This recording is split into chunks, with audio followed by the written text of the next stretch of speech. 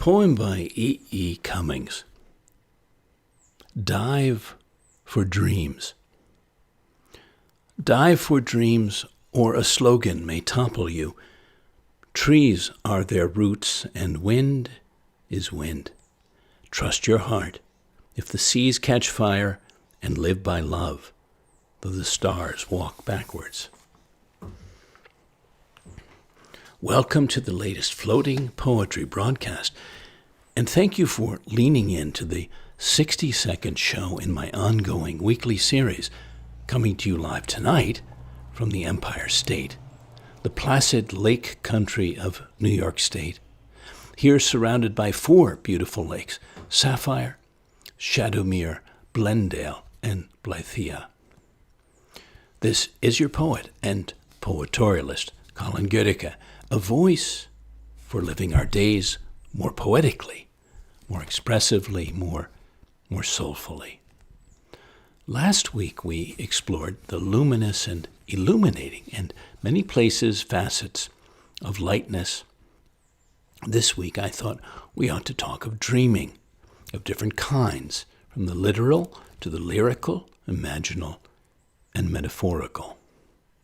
So let's float together into some dream-worthy cultural commentary, musings, poetry, and discoverings. From brain pickings on the art of the nocturnal imagination, here's painter, poet, and philosopher Etel Adnan on dreaming and creativity. When we dream, she says, we are our most essential and sovereign selves, our shadows the starkest, our creativity the wildest, and all of it, crucially, ours alone. We build and unravel entire worlds, answering to no one but ourselves, and even that only hazily. Graham Greene celebrated this sovereignty when he observed in his dream diary that, quote, "It can be a comfort sometimes to know that there is a world which is purely one's own. The experience in that world of travel, danger, happiness is shared with no one else." She also said this: sometimes while painting, sometimes something wild gets unleashed. Something of the process of dreams recurs, but with a special kind of violence. A painting is like a territory. All kinds of things happen within its boundary, equal to the discoveries of the murders or the creations we have in the world outside. We translate our dreams on paper and cloth, subduing them most of the time, fearing that moment of truth which has energy enough to blow up the world.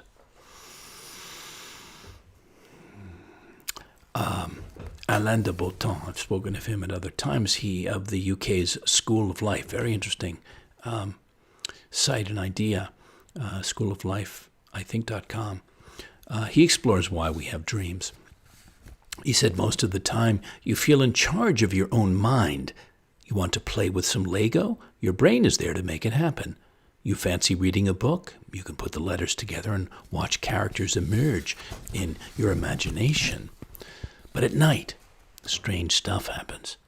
While you're in bed, your mind puts on the weirdest, most amazing, and sometimes scariest shows. In the olden days, people believed that our dreams were full of clues about the future.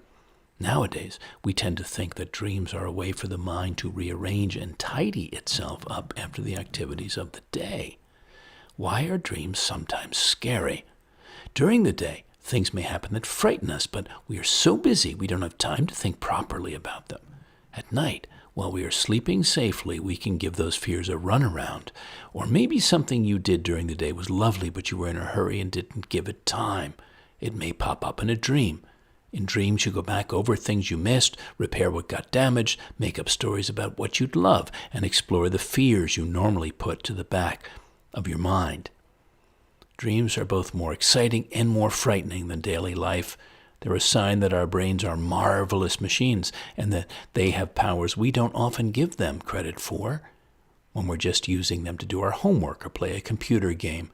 Dreams show us that we're not quite the bosses of our own selves. Well, I had to dial up the philosopher marvelous philosopher, Gaston Bachelard, on dreams, love, solitude, and happiness, and the poetics of reverie. He lived from 1884 to 1962, and he wrote The Poetics of Reverie, Childhood, Language, and the Cosmos. It was published actually after his death, an exploration of, quote, the remarkable psychic productivity of the imagination and its relationship to memory, happiness, and our capacity for love, as well as poetry's singular ability to catalyze our sense of wonder. He said, in contrast to a dream, a reverie cannot be recounted. To be communicated, it must be written with emotion and taste, being relived all the more strongly because it is being written down. So written love, he says, is going out of fashion, but the benefits remain. There are still souls for whom love is the contact of two poetries, the fusion of two reveries. To tell a love, one must write. Love is never finished expressing itself, and it expresses itself better the more poetically it is dreamed. The reveries of two solitary souls prepare the sweetness of loving. One might wonder whether there really is a consciousness of dreams. A dream can be so strange that it seems that another subject has come to dream with us. A dream visited me. That is certainly the formula which indicates the passivity of great nocturnal dreams. To convince ourselves that they are really ours, we must re-inhabit these dreams. Afterward, we make up accounts of them, stories from another time, adventures from another world. The teller of dreams sometimes enjoys his dream as an original work. In it he experiences a delegated originality, and hence he's very much surprised when a psychoanalyst tells him that another dreamer has known the same, quote, originality. The dream dreamer's conviction of having lived the dream he is recounting must not deceive us. It is a reported conviction which is reinforced each time he retells the dream. There is certainly no identity between the subject who is telling and the subject who has dreamed.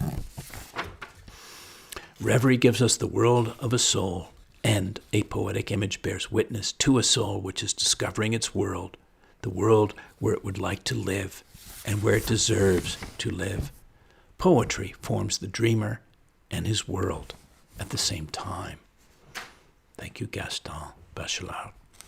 I was thinking of him and these others, and then I was thinking of Tolkien, right, and all his wonderful tales. And I looked up in Brain Pickings, this terms of the realm of fantasy and fairy tales and fables and freeform imaginings, which are dreamlike places. And he spoke about the psychology of fantasy. He said, creative fantasy, because it is mainly trying to do something else, may open your hoard and let all the locked things fly away like caged birds. Yes, Tolkien. So Nietzsche spoke on dreams as an evolutionary time machine for the human brain. Dreams carry us back to the earlier stages of human culture and afford us a means of understanding it more clearly. So Brain Pickings prefaces this by saying, we spend a third of our lives in a parallel nocturnal universe, and the half-imagined, half-remembered experiences we have there are in constant dynamic interaction with our waking selves. Our nightly dreams are both fragmentary reflections of our conscious lives, rearranged into barely recognizable mosaics by our unconscious, and potent agents of psychic transmutation. A powerful dream can cast an unshakable mood over the wakeful hours or even days that follow it. Science is only just beginning to shed light on the role of dreams in memory, consolidation, and mood, but their nature and purpose remain largely a mystery. We feel dreamed by someone else, a sleeping counterpart, the poet Mark Strand wrote in his beautiful Ode to Dreams, which I will come to for us, for it is beautiful. So he saw this sleeping counterpart as our link to primitive humanity, an atavistic remnant of the pre-rational human mind. That was interesting for us. In the dream, he said, we have the source of all metaphysic. Without the dream, men would never have been incited to an analysis of the world. Even the distinction between soul and body is wholly due to the primitive conception of the dream and also the hypothesis of the embodied soul, whence the development of all superstition and also probably the belief in God. If you don't know about Robert Moss, he's a very interesting fellow. He's an Australian, and he is a very big proponent and guide to and champion of conscious dreaming, or active dreaming, I think he calls it. I'm going to two things by him. He talks about Kairos time, Kairos, as opposed to Chronos, clock time, etc. He says it's jump time, opportunity time, the special moment that you seize or miss. In Kairos moments, you may feel you have been released from linear time, or that powers from outside time have erupted into your world. The Greeks personified Kairos as a young, fleet-footed god, completely bald except for a curling lock falling over his forehead, hence the phrase, seize time by the forelock. If you meet this fellow on the road and fail to seize the moment, you'll find him very hard to catch. Kairos is slippery. So, yeah, Kairos time. Robert Moss, and he has this. His core techniques of active dreaming include the lightning dream work process, which facilitates quick dream sharing that results in helpful action. The use of the "if it were my dream" protocol encourages the understanding that the dreamer is always the final authority on his or her dream. Dream reentry, which, by the way, I've done some workshops with him and I've practiced this. The practice of making a conscious journey back inside a dream, could be later on, could be not that night, days later, in order to clarify information, dialogue with the dream character, or move beyond nightmare terrors into healing and resolution. It can be so. I know. I've experienced it. Tracking in group dreaming, and last, navigating by synchronicity, reading coincidence and, quote, symbolic pop-ups in your ordinary life as, quote, everyday oracles. So thank you, Robert. Robert Moss. I have one more E.E. Cummings poem to sort of bring, following all that, is mortals climbing into each being, dizzily swing things of speeds, of trapeze, gush, somersaults, opening, he's, she's, and meet and swoop fully are exquisite theys of return and fall, which now drop, who all dreamlike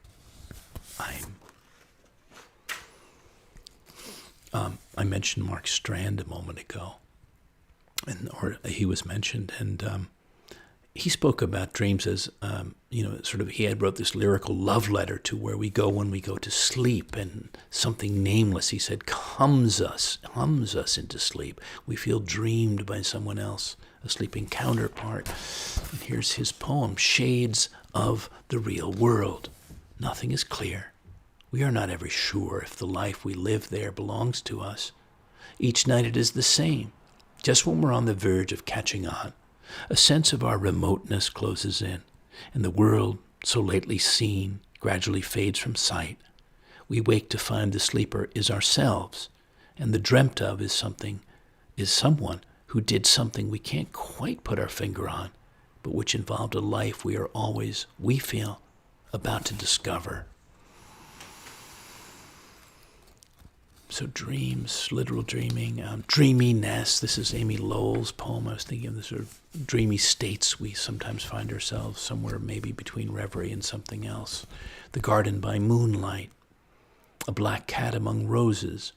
Phlox, lilac misted under a first quarter moon. The sweet smells of heliotrope and night-scented stock. The garden is very still. It is dazed with moonlight, contented with perfume. Dreaming the opium dreams of its folded poppies. Firefly lights open and vanish, high as the tip buds of the golden glow, low as the sweet alyssum flowers at my feet. Moon shimmer on leaves and trellises, moon spikes shafting through the snowball blush. Only the little faces of the ladies' delight are alert and staring. Only the cat, padding between the roses, shakes a branch and breaks the checkered pattern as water is broken by the falling of a leaf. Then you come, and you are quiet like the garden, and white like the alyssum flowers, and beautiful as the silent sparks of the fireflies. Ah, Beloved, do you see those orange lilies? They knew my mother. But who belonging to me will they know when I am gone? Thank you, Amy Lowell. And yes, those dreamy places we can enter in nature, can seek out, can find us. This is one of mine from Bridgehampton back many Julys ago, 1998. It's called Après-midi. A robin ripples in the fountain. The sundial spins. The wind strokes the privets and waves through the tall tangled grass. The birds, red-suited, black-capped, and yellow-shirted, make their cheetering and chippeting rounds as I dream away under a ruffled tulip tree in a l'après-midi of sea-summer solace. Here's another one. This one, another dreamy time moment from the Yucatan, winter of 1998. The Mayan coast of Mexico. Fuente de la lluvia, fountain of rain. Rain falls from the rim of cool stone into the painted blue and yellow tiled fountain, its glassy tiles submerged and luminous in the glow of underwater light. The freshening sound of rain falling from the rim of cool stone, like pure spring drops and plinking into puddles.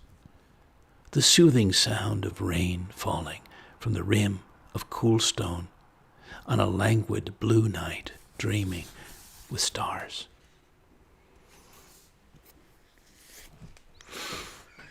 Moment.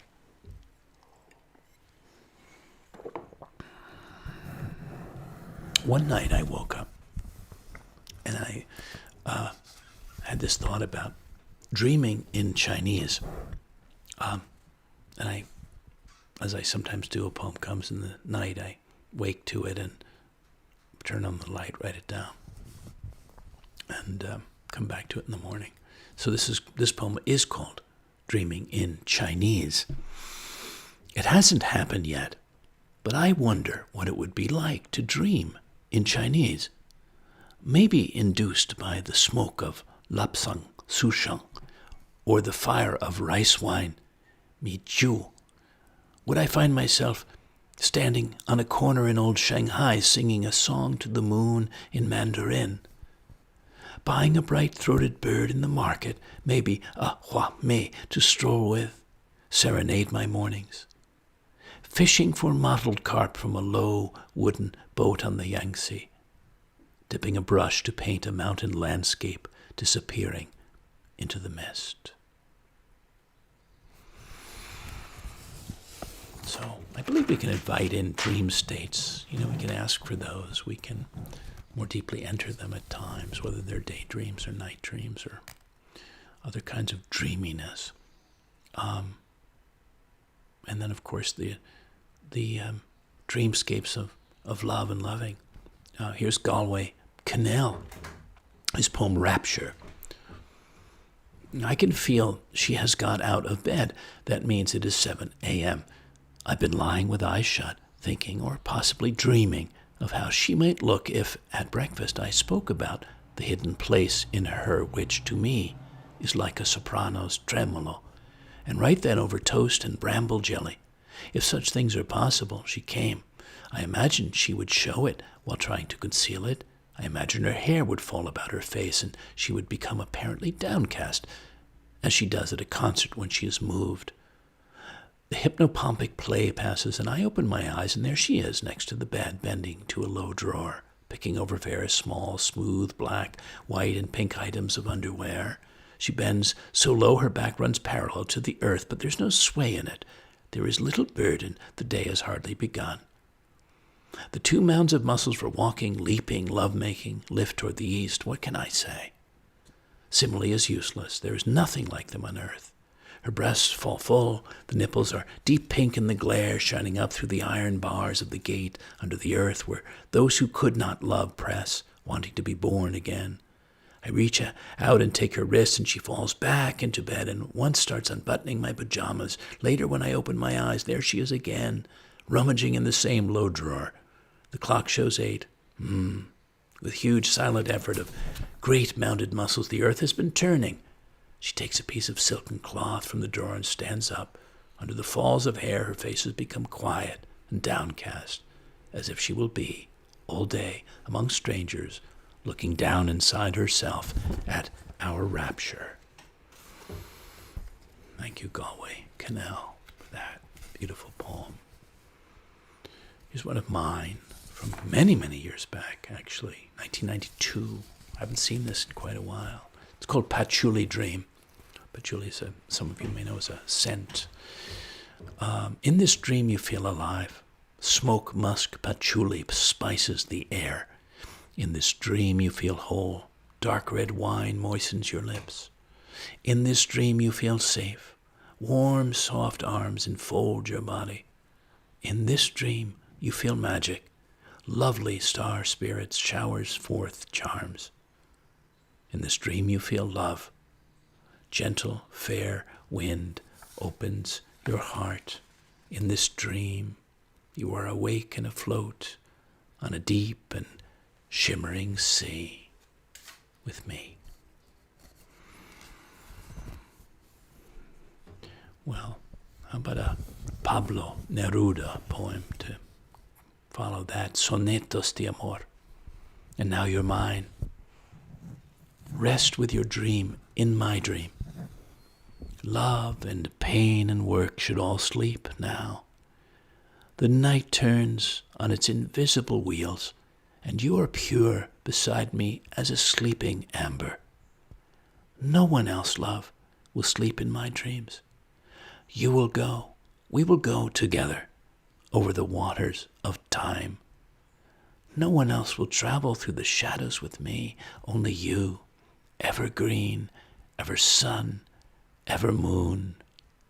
Your hands have already opened their delicate fists and let their soft, drifting signs drop away. Your eyes closed like 2 gray wings, and I move after, following the folding water you carry, that carries me away. The night, the world, the wind spin out their destiny. Without you, I am your dream, only that, and that is all. Thank you, Pablo Neruda. This is a poem that I wrote for a love at that time. I was all across the world in a small island in the Cyclades in Greece, in a little town at that moment called Vurkari in Kea, one summer. And I was thinking of that being, that beautiful being in love at that time. It's called While You Sleep. I walk while you sleep, swim while you dream, turn my face to the sun while you turn yours to the moon, drink dark wine as you drink dark night air, listen to deep blue water lapping, listen to your heart beating while you sleep.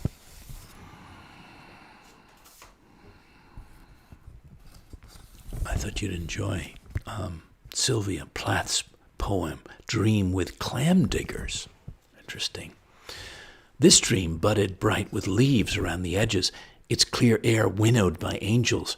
She was come back to her early sea-town home, scathed, stained after tedious pilgrimages. Barefoot she stood, in shock of that returning, beside a neighbor's house with shingles burnished as glass, blinds lowered on that hot morning. No change met her. Garden terrace, all summer tanged by melting tar. Sloped seaward to plunge in blue, fed by white fire, the whole scene flared welcome to this roamer. High against heaven, gulls went wheeling soundless over tidal flats where 3 children played silent and shining on a green rock bedded in mud, their fabulous heyday endless. With green rock gliding, a delicate schooner decked forth in cockle shells, they sailed till tide foamed round their ankles, and the fair ship sank, its crew knelled home for dinner. plucked back the sudden to that far innocence. She, in her shabby travel garb, began walking eager toward water. When there, one by one, clam diggers rose up out of dark slime at her offense. Grim as gargoyles from years spent squatting at sea's border in wait amid snarled weed and rack of wave to trap this wayward girl at her first move of love. Now with stake and pitchfork they advance, flint eyes fixed on murder. Well, how about that for a very curious, like a beautiful, soft light, inviting lightness and dreamy loveliness, and then we go to the very dark underside of that. Yeah, well, I don't know if you know of her story, but she did commit suicide in her life, so there was a great, deep unhappiness running through her. So it's not a surprise, but something sort of both light and dark might be interesting to share. But I'm now going to go to complete lightness, the dreams of children and childhood, the innocent dreamings. And this was a poem that I'd written for lovely friends of mine, the Durham Whiners, and I call them the Dream Girls. They're twins, Kate and Abigail, two girls that they had on their 7th birthdays back in time. It's called Being 7. Cupcakes frosted pink and yellow, sundresses blooming with flowers, pretty curls blowing in the breeze, laughter like rainwater, twirling on the grass under blue, blue skies and white, white clouds, lazy day dreams, cozy bedtime stories. Being 7.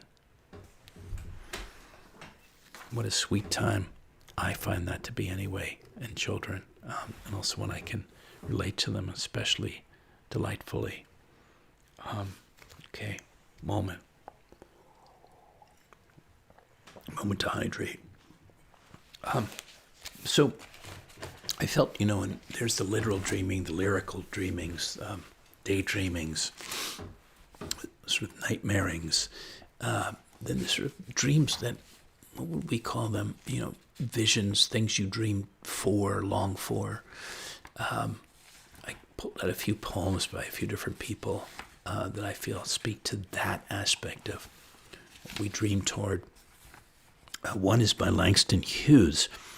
And I would say, and before sharing a few of these, your own dreams, desires of what can and might be in your own days, in your own life, in your own future.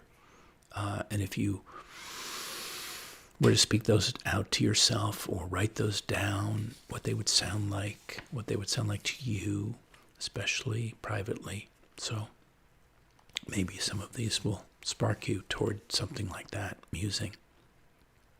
So Daybreak in Alabama, Langston Hughes. When I get to be a colored composer, I'm going to write me some music about daybreak in Alabama, and I'm going to put the prettiest songs in it, rising out of the ground like a swamp mist and falling out of heaven like soft dew.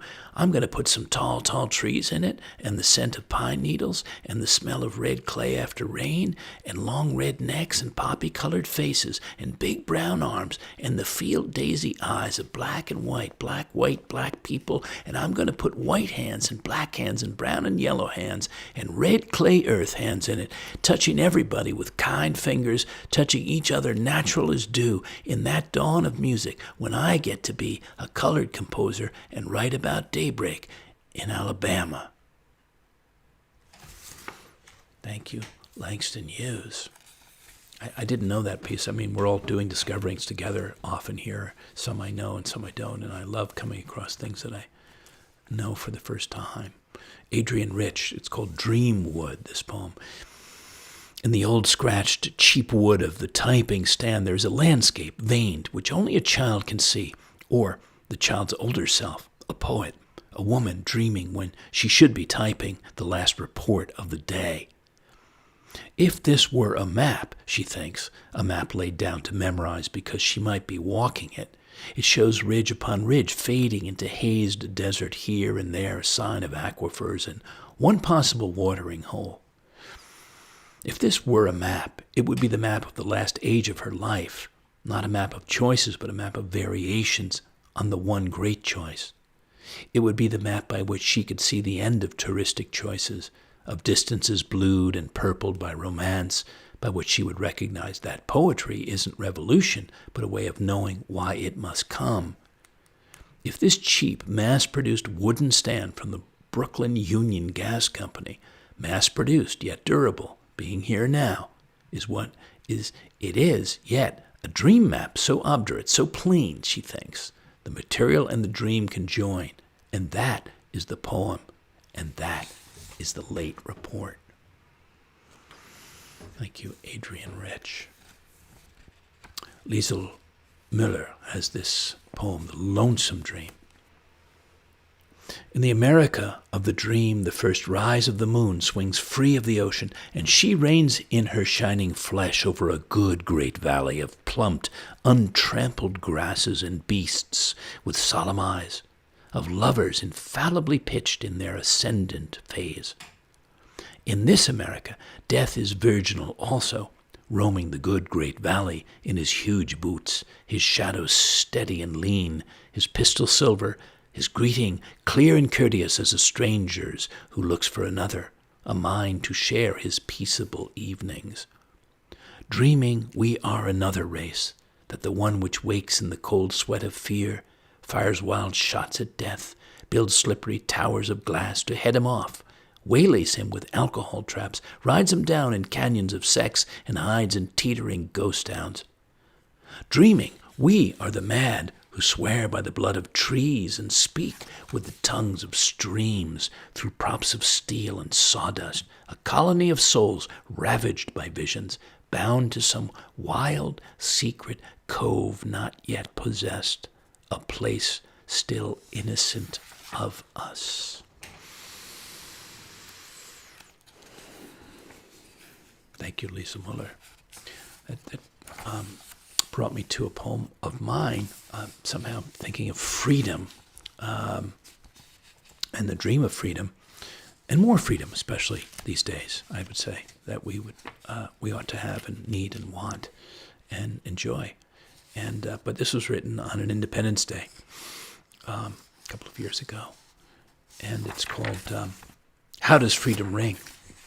For you, through these days of your life, especially on a day like this, so spangled with symbols, when you look close in, when you size up your inner sense of independence, is it feeling free to choose your own way, unbound by others' beliefs, judgments, expectations, to live out loud in the here and now, right here, right now, neither corralled by the past nor pulled out to the future, to come from the heart of who you really are, and love like no tomorrow, to see the world and all its possibilities, be seen and embraced as a person of all possibility, to explore the beauty of your humanity, the richness, rareness of your individuality, to bow to no one but nature, Mother Earth, in absolute wonder, and everything so stirringly wild, so truly at liberty within her fault,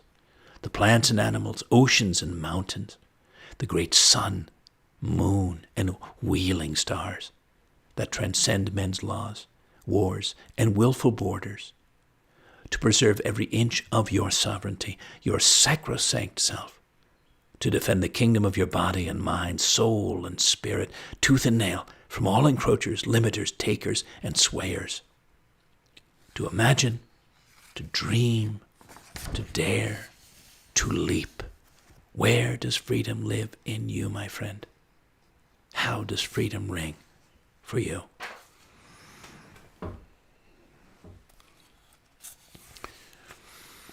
Michelle Wolf wrote this lovely poem that I actually shared at a Poetry on the Plate event, an immersive dining experience called The Table of the Gypsies. Wonderful evening. I will never forget it.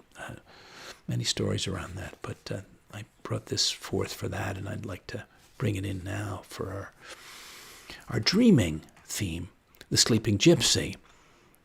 In the heat of her dream, she hears the iron kettle boiling, its scuttle and hum, as hurried as hoofbeats across a plain. She drops in 2 guinea hens, Dancing in a ring round her skirts, the children cheer, "Auntie, the English song." Lifting her lute, she sings of the cat and the fiddle, the cow jumping over the moon, how the little ones hoot when the dish runs away with the spoon. Ah, spoon, an uncloaked lute, it waits to be strummed. The temptation of London, of Paris, of bumping along in the carriage with Monsieur Philippe in his top hat and greatcoat to visit the peacocks, turquoise and gold and green, each roaming the Bois de Boulogne with 100 eyes. She sleeps in the desert under a smiling full moon that shines in the teal night. Quiet behind her, a lion stands, tail erect, having sniffed at her onyx flesh, at the ribbony stripes. His color blindness darkens on her muslin dress. All rainbow hues, she is lost in a dream, always happiest out of doors, without shoes. So, of course, you would know the painting perhaps she's referring to or riffing on, which is Henri Rousseau with the native lying in the jungle and the lion. The native lying and sleeping and the lion behind him. Beautiful, interesting, very interesting. So those reveries, we were talking, Bachelard was talking about reveries, and I have a kind of a reverie that happened once in the middle of a night in the coast of Mexico. It's called Tempestad, tempest.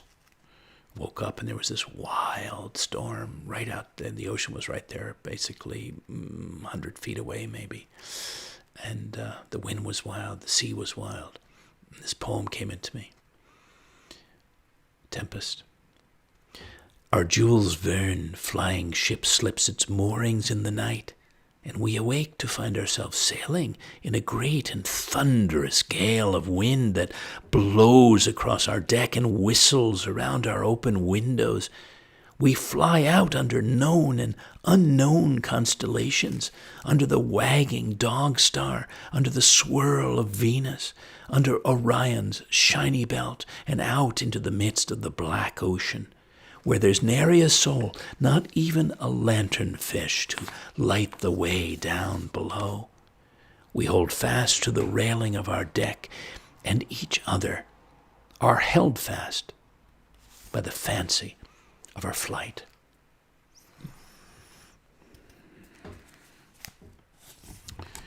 Here's a poem by Szymborska, Wisława Szymborska, a Nobel laureate.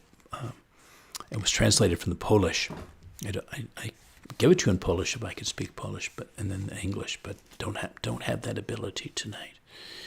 Despite the geologist's knowledge and craft, mocking magnets, graphs, and maps, in a split second the dream piles before us mountains as stony as real life. And since mountains, then valleys, plains with perfect infrastructures, without engineers, contractors, workers, bulldozers, diggers, or supplies, raging highways, instant bridges, thickly populated pop-up cities, without directors, megaphones, and cameramen, crowds knowing exactly when to frighten us and when to vanish, without architects deft in their craft, without carpenters, bricklayers, concrete pourers. On the path a sudden house, just like a toy, and in it vast halls that echo with our steps and walls constructed out of solid air. Not just the scale, it's also the precision, a specific watch, an entire fly, on the table a cloth with cross-stitched flowers, a bitten apple with teeth marks, and we, unlike circus acrobats, conjurers, wizards, and hypnotists, can fly unfledged. We light dark tunnels with our eyes. We wax eloquent in unknown tongues, talking not with just anyone, but with the dead. And as a bonus, despite our own freedom, the choices of our heart, our tastes, were swept away by amorous yearnings for, and the alarm clock rings. So what can they tell us, the writers of dream books, the scholars of oniric signs and omens, the doctors with couches for analyses? If anything fits, it's accidental, and for one reason only, that in our dreamings, in their shadowings and gleamings, in their multiplings, inconceivablings, and their haphazardings and wide scatterings, at times even a clear-cut meaning may slip through. Thank you. Szymborska. Well, I wanted to read you a Whitman poem, but you know what? In the interest of time, keeping in time, I'd like to just move right along to a note, a commentary on the psychology of how mind-wandering and positive, constructive daydreaming, how it boosts our creativity and social skills. So it's the science of why fantasy and imaginative escapism are essential elements of a satisfying mental life. And there was a 1975 book, quote, Bible, of The Inner World of Daydreaming by Jerome Singer. This was very interesting. I'm just going to give you one slip of that. His research produced evidence suggesting that daydreaming, imagination, and fantasy are essential elements of a healthy, satisfying mental life. So you might want to look up that book, The Inner World of Daydreaming, if that interests you. So here's a daydream on the clouds one summer in East Hampton, New York, of mine. Up in the clouds. As I was musing there one summer, as I often did for many, many years, on Egypt Beach, my favorite beach there. Up in the clouds, it's always sunny or starry, and below and beyond, the soft edge of any cloud bank you're resting on or roaming over, there's a sound much like surf, a distant report like breakers on a long, lone beach, whose volleys are muffled by sea-grassed dunes. From time to time, silver planes pierce through, heading north or west, and pilots tip a wing your way, like tipping a hat. On rare occasions, a rocket races by en route to the moon, or a hot air balloon rises slowly, serendipitously, blue Danubely, usually with men in mustaches and goggles who fuss with ropes and flames inside their floating picnic baskets as they ascend away. Best of all, it's never crowded up here, never more than a few people watching the sunset or sunrise when all goes pink or zinc, or lounging, reading or daydreaming, and maybe there's an old lab chasing a tennis ball, and a gull that points like a trusty weather vane into the wind.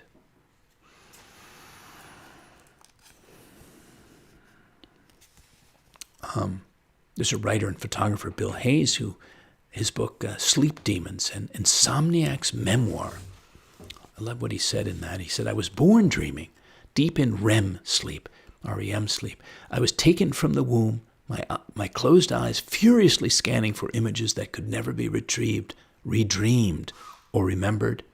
In this regard, I was identical to every baby. With a slap to the ass, it was over. Birth jolted me from a state of sublime unconsciousness to which I've spent the rest of my life struggling to return. But that, like that. I was reading about the science of dreams and why we have nightmares, the psychology of our built-in nocturnal therapy, and that's David Randall's book, Dreamland, Adventures in the Strange Science of Sleep. So it was one of the best science books of 2012, and it explores what happens when you sleep and how it affects your every waking moment. But he also talks about sleep in the teenage brain and an evolving understanding of why we dream. And he speaks of another psychology professor, Calvin Hall, and his conclusion was the opposite of Freud's. Far from being full of hidden symbols, most dreams that Hall felt were remarkably straightforward and predictable. Dream plots were consistent enough that just by knowing the cast of characters in a dream, Hall could forecast what would happen with surprising accuracy. A dream featuring a man whom the dreamer doesn't know in real life, for instance, almost always entails a plot in which the stranger is aggressive. Adults tend to dream of other people they know, while kids usually dream of animals. About 3 out of every 4 characters in a man's dream will be other men, while women tend to encounter an equal number of males and females. Most dreams take place, according to him, in the dreamer's homes or offices, and if they have to go somewhere, they drive cars or walk there, and not surprisingly, college students dream about sex more often than middle-aged adults. In other words, he found that dreams are far more from surreal wonderlands where our imaginations roam wildly. Rather, they are explorations of our mundane concerns, recast in a light only slightly removed from reality. Well, I was thinking about nightmares, and there was a one-man show I've spoken at other times called Behind the Curtain, a show of theater on paper where the characters sprang to life both in visual and written form, telling their poem stories. And this was The Beast, La Bête, as in La Belle et la Bête, Cocteau's famous story. And the beast appears. Maybe half man, this beast that appears in dark-eyed nightmares, cauchemars, or stalks through the shadow stories children back in time read to rouse their young body minds to places of fantastical fear and fancy, where spines would deliciously tingle, but no harm would come from any man or beast, however loomingly large or wildly fierce. So we're coming down to the sort of the final stretch for now. Linda Pastan's poem Dreams. Dreams are the only afterlife we know, the place where the children we were rock in the arms of the children we have become. There are as many as leaves in their migrations, as birds whose deaths we learn of by the single feather left behind, a clue, a particle of sleep caught in the eye. They are as irretrievable as sand when the sea creeps up, its long knife glittering in its teeth to claim its patrimony. Sometimes my father in knickers and cap waits on that shore, the dream of him a wound not even mourning can heal. The dog's legs plump in his sleep. Your closed eyelids flicker as the reel unwinds, watcher and watched, archer and bullseye. Last night I dreamed a lover in my arms and woke innocent. The sky was starry to the very rind, his smile still burning there like the tail of a comet that has just blazed by. Beautiful, beautiful. Thank you, Linda Pastan. I did a poet in residency several times, actually, in Cobble Hill, Brooklyn, at this magical house. It was an old Lutheran church from 1910 or so, and it was converted into a living space, but many aspects were kept, including the stained glass and the atrium, and the big skylight was put up there, but a glass staircase was built that adjoined all the rooms going straight up. And when you were on the glass staircase, you looked down, it was all glass, so you were as if you were just floating in the middle of the air, and it went up 60, 70, 80 feet. So this poem was, one time I was walking up them, and this poem came into me called The Glass Staircase, inside the old once German Lutheran church on De Gras Street, Cobble Hill, May 2016, where you float feet first in the air, somewhere between earth and heaven, near a place of dreams, a place of poems, bathed in blue and yellow light as you ascend, as you impend. Well, I didn't read that other Whitman poem, but I've got a shorter one for us, what I can slip in. It's called, Are You the New Person Drawn Toward Me? Are you the new person drawn toward me? To begin with, take warning. I am surely far different from what you suppose. Do you suppose you will find in me your ideal? Do you think it so easy to have me become your lover? Do you think the friendship of me would be unalloyed satisfaction? Do you think I am trusty and faithful? Do you see no further than this facade, this smooth and tolerant manner of me? Do you suppose yourself advancing on real ground toward a real, heroic man? Have you no thought, O dreamer, that it may be all Maya, illusion? Thank you, Walt Whitman. I did have a dream. I've written poems about dreams that I've had, and this happens to be one of them. Dreaming of the blue Buddha. In the dream that streams in with the morning, just before waking, I look up from where I lie outstretched talking on the phone to a faraway friend to suddenly see him there, an incredible yet natural sight, his magnificent blue head brushing the high white ceiling, sitting serenely in all his lotus blossom beauty, looking lovingly into my eyes with a cerulean smile as wide and saturated as a winter sky. His face floods my soul with godly joy, my heart with peace, my mind with summer sunlight, and my mouth with a boundless bodhisattva smile that mirrors his own in all its pure blue Buddha radiance.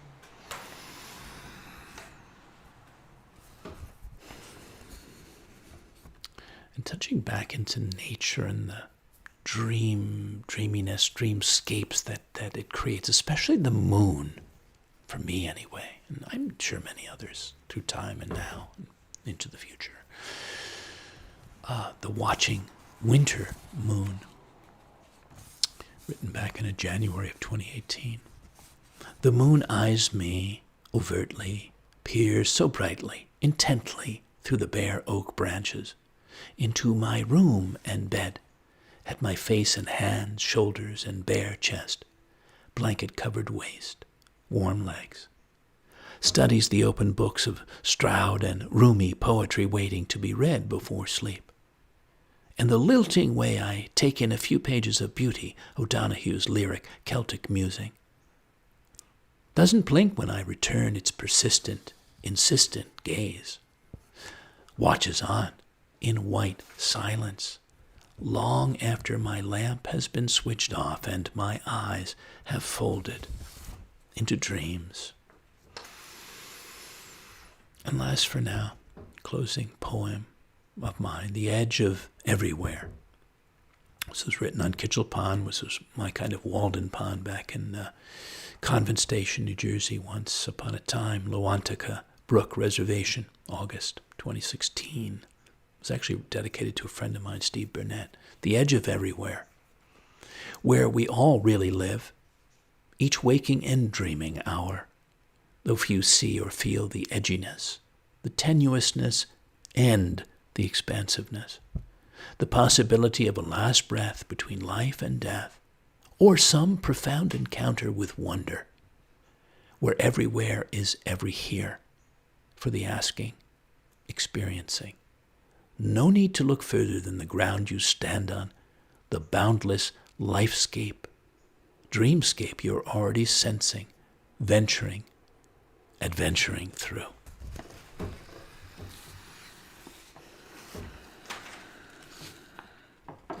Thank you again for listening in, floating and feeling in, dreaming in. And thanks to those so enthusiastic about these broadcasts, made to nourish spirits, uplift hearts, and spur greater self-awareness and aliveness, including those who kindly donate, which you can, as you like, now or anytime by PayPal or Venmo or directly through my site or by mail to me at P.O. Box 1032, Westerly, Rhode Island, 02891. Patrons interested in hosting me on their property as a poet in residence for up to a month or more this summer, fall, or winter, to shape a new flight of poetic art in their surroundings and dedicate the outpourings to them, I invite your conversation. I also welcome kindred fellow artists to collaborate on projects from the musical to the theatrical, and producers, directors, or others seeking a pure poetic voice. Meanwhile, you can hear any of my live broadcasts online as replays. I do hope you'll lean again next week, or soon again. Until then, dear listeners, here's to dreaming richly by day and night, inviting and entering reveries and living your own rare and precious life dreams. Goodbye for now, and good spirits.